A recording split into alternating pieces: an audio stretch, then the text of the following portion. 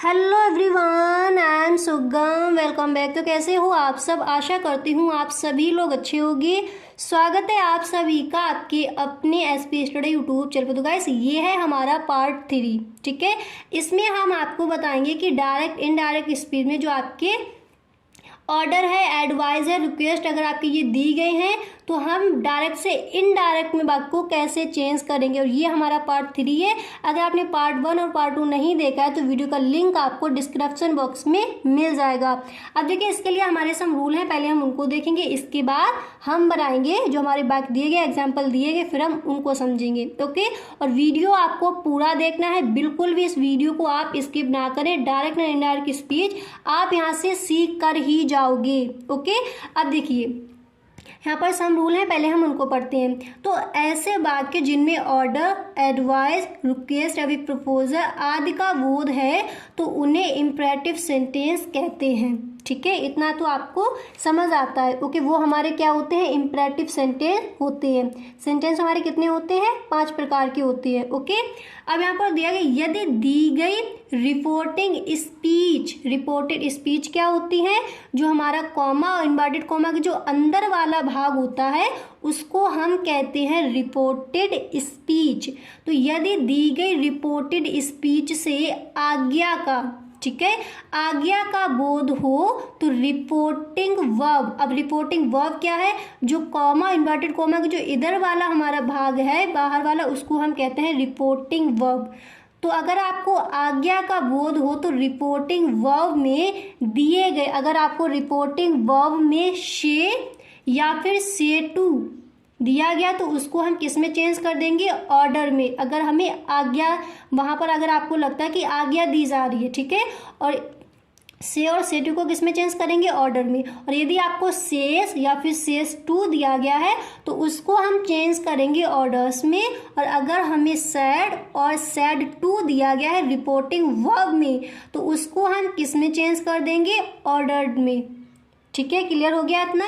अब इसके बाद देख लीजिए, यहाँ पर नेक्स्ट जो रूल है वो हमारा कहता है, यदि सलाह का बोध हो, यानी यदि दी गई रिपोर्टेड स्पीच में आपको अगर सलाह दी गई हो, सलाह का बोध हो, तो रिपोर्टिंग वर्ब में दिए गए से और सेस टू को हम किस में चेंज करेंगे?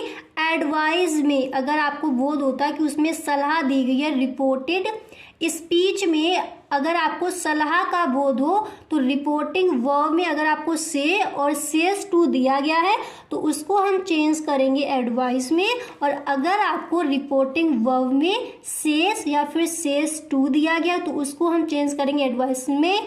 एंड अगर आपको सैड और सैड टू दिया गया है, ठीक है, रिपोर्टिंग वर्ब, इधर जो आपका होता है कॉमा इन्वर्टेड कॉमा के बाहर वाला भाग उसको हम कहते हैं रिपोर्टिंग वर्ब, और जो कॉमा इन्वर्टेड कॉमा के अंदर वाला भाग होता है उसको हम बोलते हैं रिपोर्टेड स्पीच।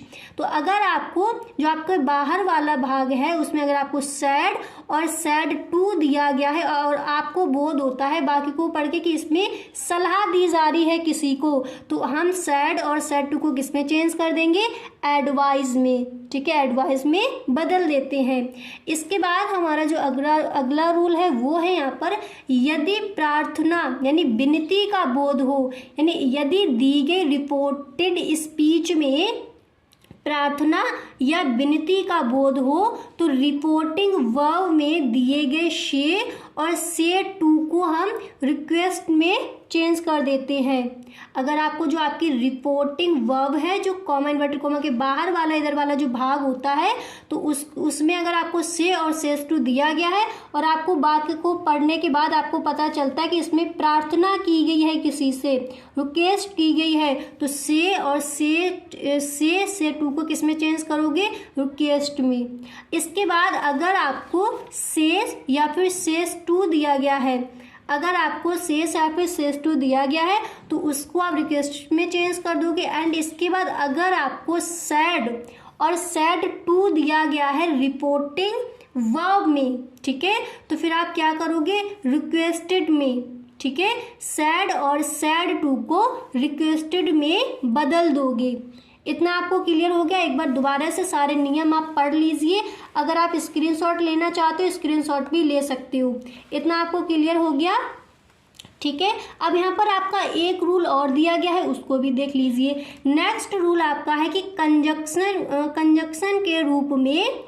कंजक्शन के रूप में आपको किसका प्रयोग करना है, टू का। अब यहाँ पर आपको डेट का प्रयोग नहीं करना है, कंजक्शन के रूप में आपका इन्फिनिट में टू का प्रयोग करेंगे आप। इतना आपको क्लियर हो गया।